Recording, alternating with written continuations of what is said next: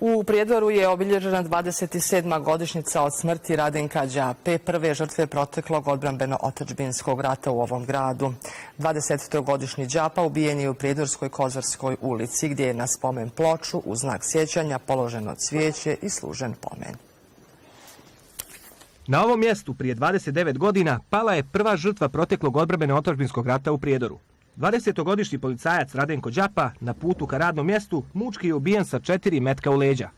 Na mjestu njegovog stradanja rodbina, prijatelji, ali i predstavnici organizacija proisteklih iz proteklog rata. Svi saglasni, uspomena na Radenka ne blijedi ni nakon gotovo 3 decenije od njegove smrti. On nam nedostaje non stop, jer to mlad momak bio pun perspektive života, a uzeli su mu život. Zašto?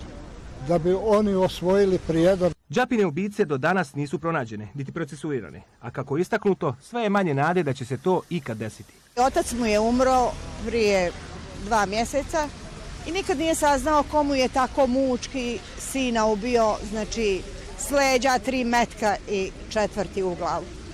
Stvarno žalosno. Zar za Srbe nema nikakve pravde? Pucnji u Radenka Đapu bili su pucnji u mir u Prijedoru, poručeno je sa obilježavanja. Nedugo nakon toga počele su borbe u gradu. Pravosuđe, odnosno tužilaštvo BiH, nije pokrenulo ništa da rasvijetli ovaj događaj, da se u Prijedoru vidi taj početak rata. Jednostavno mnogi izbjegavaju da kažu ko je počeo rat u gradu Prijedoru.